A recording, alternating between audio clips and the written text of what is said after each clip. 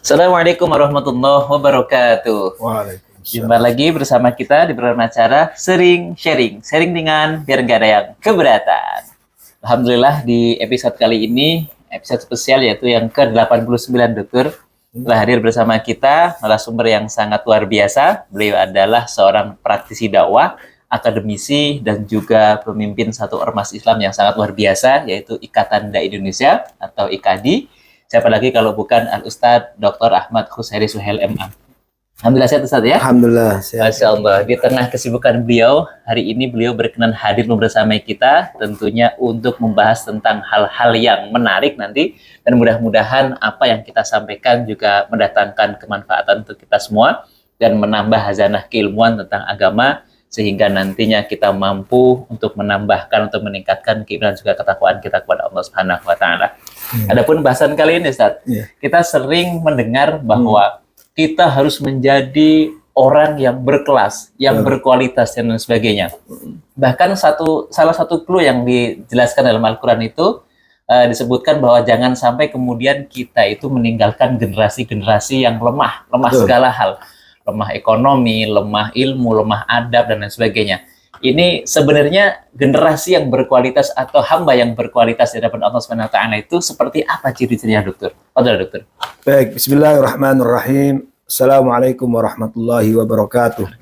Alhamdulillah, wassalatu wassalamu ala rasulillah wa ala alihi wa ashabihi wa mawala amma ba'd. Faqala ta'ala fi kitabil karim, a'udhu billahi minasyaitanir rajim, wal yakhshal ladhina law taraku min khalfihim dhurriyatan dhi'afan khafu alaihim falyattaqullaha wal yaqulu qawlan sadida.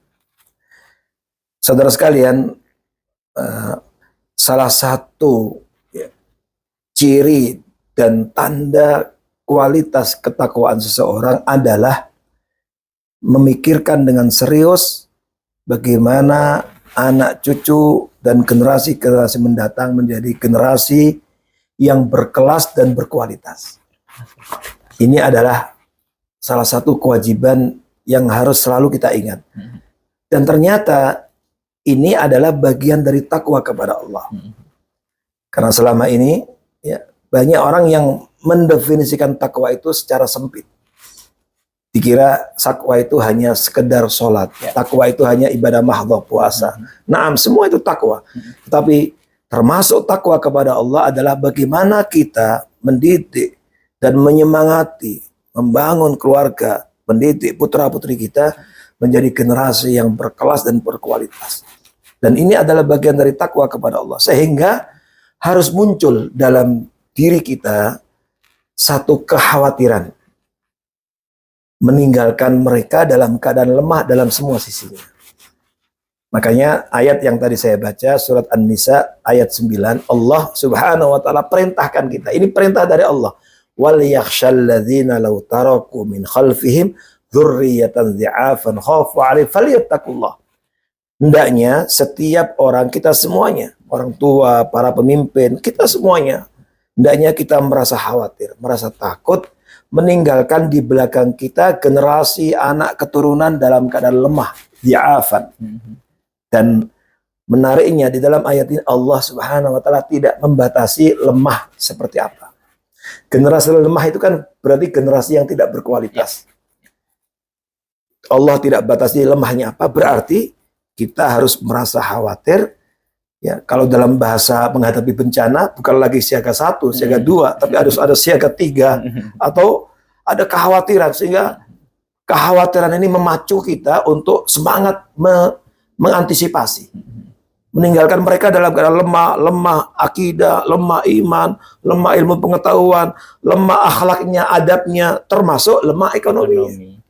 Nah, kan jarang orang yang kemudian berpikir urusan ini, padahal semua itu harus kita khawatirkan. Khawfu alaihim. Makanya sampai secara khusus disorot oleh Al-Imam Al-Baghawi dalam tafsirnya, lemah di sini termasuk beliau menyoroti lemah ekonomi. Yang itu artinya bahwa setiap kita punya kewajiban untuk memikirkan atau membuat perencanaan-perencanaan masyru'at, proyek-proyek untuk membangun masa depan untuk kebaikan putra-putri kita. Makanya di sini kita sekolahkan anak-anak kita pesantrenkan atau kita sekolahkan atau kita kuliahkan. kita pilihkan yang terbaik agar mereka nanti menjadi generasi yang kuat. Iman, ilmunya juga mampu menghadapi berbagai macam persoalan hidup yang dari hari ke hari terus makin maju. Kita konon sekarang kita sudah hidup di masa era digital dan seterusnya. Dan Allah tutup ayatnya, falyattaqullah wal yaqulu qaulan sadida. Dan bertakwalah kepada Allah. Ini artinya bahwa salah satu perintah Allah untuk bertakwa itu adalah yang memikirkan mereka agar putra-putri keturunan kita, generasi-generasi mendatang, para orang tua, para pemimpin ikut memikirkan masa depan bangsanya, bagaimana generasi-generasi mendatang menjadi generasi yang berkelas dan berkualitas. Kan banyak orang yang kadang-kadang ingin menjadi manusia berkelas. Sekarang banyak orang yang berebut ingin menjadi orang penting. Saya bertanya, mana yang lebih baik? Menjadi orang penting atau menjadi orang baik? Mungkin ada sebagian milih menjadi orang penting. Mungkin ada sebagian memilih menjadi orang baik. Kalau saya, menjadi orang baik itu jauh lebih penting. Dan ini yang harus kita perjuangkan. Artinya, bagaimana menjadi orang baik itu orang yang berkualitas, orang soleh. Yang tadi terdapat dalam dirinya kualitas-kualitas imannya, lalu dipadukan dengan ilmunya yang sering dikenal dalam sasaran pendidikan kita, iman, takwa, dan imtek, iman dan teknologi, iman, takwa, dan mereka bekali dengan agamanya kuat, tapi pada saat yang sama mereka juga pintar. Dan inilah yang kemudian dibahasakan bagaimana kita bersungguh-sungguh mendidik mereka menjadi orang yang imannya benar, kemudian seger badannya, sehat walafiat, karena fisiknya dapat asumsi gizi yang baik, tapi juga pada saat yang sama menjadi orang yang pintar. Jadi imannya benar, seger badannya, tapi juga pintar. Inilah generasi yang berkelas dan berkualitas yang kita yakini kalau anak-anak kita, generasi sekarang, kita mampu didik seperti itu, maka nanti ke depan kita akan melihat betul-betul Indonesia menuju Indonesia emas.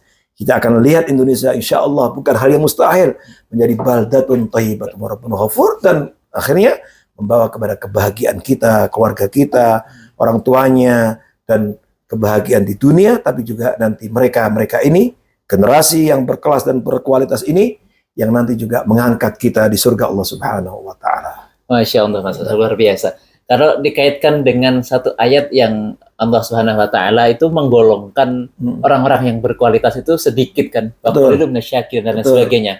Nah, ini bagaimana agar kita kemudian bisa masuk ke circle tersebut, dokter? Karena kadang-kadang dalam benak pikir kita yang menyadari bahwa agar dirinya menjadi hamba yang berkualitas itu sangat sedikit juga, gitu kan? Jadi ini bagaimana kita mensikapi tentang terkait dengan ayat ini? Dokter? Pertama, di sini pentingnya pemahaman, ya, karena orang itu merespon, berpijak atau berperilaku, melakukan apapun itu berangkat dari pemahaman, persepsi. Maka ada satu kaidah kata para ulama, mereka mengatakan al-hukmu ala syai' far'un an tasawwuri. Bagaimana seorang itu menghukumi, merespon, menyikapi sesuatu itu berangkat dari persepsinya. Maka di sini harus terus ilmu pengetahuan, wawasan, pengetahuan, keislaman itu terus ditanamkan dalam diri mereka. Makanya kenapa wahyu yang pertama itu Iqra. Itu supaya kita terus membaca. Karena ini yang akan membangun ya persepsi yang benar ini, yang kemudian menjadi pijakan penting dalam merespon, dalam melakukan satu. Sehingga tadi ketika dihadapkan dengan berbagai macam persoalan dia teguh, kokoh. Nah, maka penting untuk terus belajar dan belajar, penting untuk terus mempelajari Islam, penting untuk terus memahami nilai-nilai Islam. Ya, karena ilmu ini menjadi penting yang kemudian menyemangati seseorang untuk mampu menghadapi berbagai macam persoalan. Yang kedua, teman-teman sekalian, di sini pentingnya kita untuk ijad al-bi'ah salihah, yaitu menciptakan lingkungan yang positif. Ada orang baik, ada anak yang baik, tapi kadang-kadang dia berada di lingkungan yang nggak tepat, berubah. Ada orang yang punya idealisme, tapi kemudian berada pada lingkungan yang nggak tepat, menggadaikan idealismenya, bahkan naudzubillah, ada yang sampai menggadaikan ideologinya untuk sedikit urusan dunia. Maka penting dimulai dari keluarga. Bagaimana keluarga, ayah dan bunda, rumah kita menjadi lingkungan yang kondusif untuk melahirkan generasi anak-anak kita yang berkelas dan berkualitas. Nah, maka penting ijad al-bi'ah salihah, karena al-mar'u ala dini khalilih. Seseorang itu, kata Nabi, tergantung kepada agama, kualitas agama teman akrabnya. Dalam ungkapan orang Arab ada ungkapan yang terkenal, al-insan ibnu bi'ati. Manusia itu anak dari lingkungannya. Maka lingkungan penting. Yang ketiga, tentu harus punya semangat membara, keistiqomahan, kesungguhan. Ya. Jadi sedikit tapi terus berkesinambungan. Ini penting.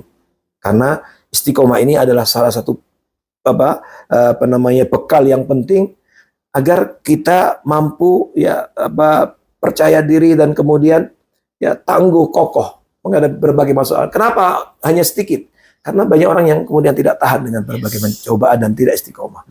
Dan tentu saja yang tidak kalah penting, untuk kita bantu support dengan memperbanyak doa, memohon kepada Zat yang menjadikan kita bisa masuk dalam kelompok yang sedikit, yang berkelas dan berkualitas itu.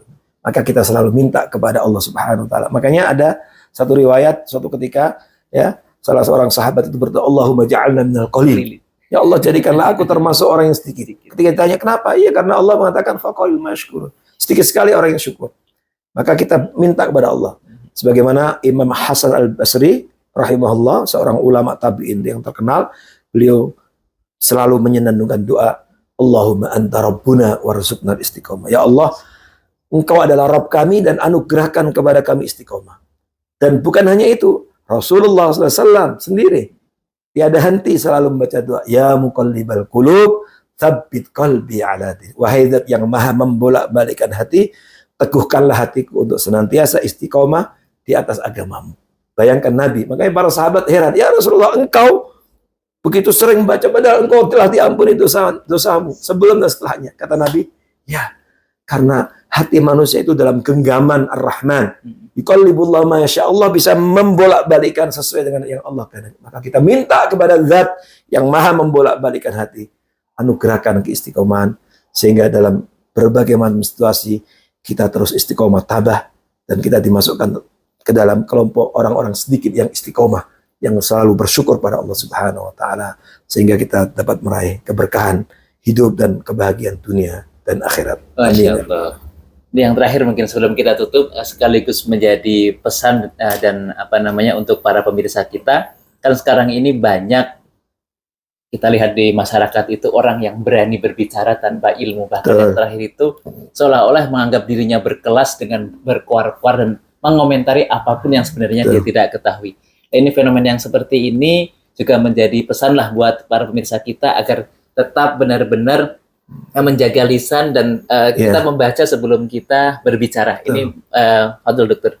Ya, makanya di sini pentingnya terus mengasah dan menambah ilmu kita.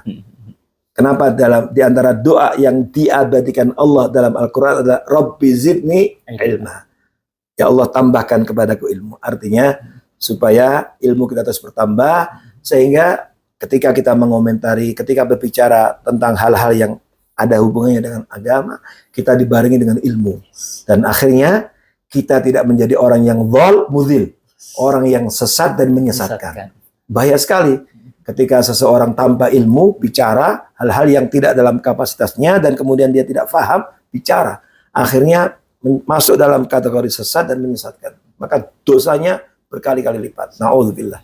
Maka terus kita belajar dan kemudian semua yang kita lakukan, komentar kita, apapun yang kita sampaikan berdasarkan ilmu sehingga dengan demikian kita diselamatkan Allah dari azabnya, karena salah satu hisab pertanggungjawaban adalah diantaranya komentar.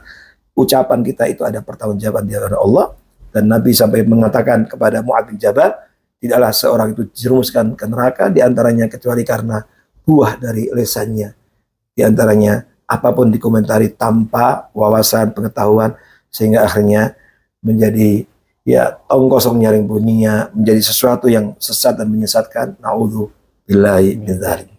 Masya Allah, sangat luar biasa. Mungkin kalau bisa kita simpulkan bahwa untuk menjadi hamba yang berkualitas atau generasi yang berkelas itu salah satunya adalah dengan beribadah dengan Allah dengan ikhlas. Betul. Kemudian selanjutnya terhadap perintah Allah itu kita segera atau bergegas, dan mungkin sabar dan syukurnya harus tanpa batas. Betul. Wah, mudah-mudahan yang sedikit ini senantiasa mendatangkan manfaat untuk Amin. kita semua.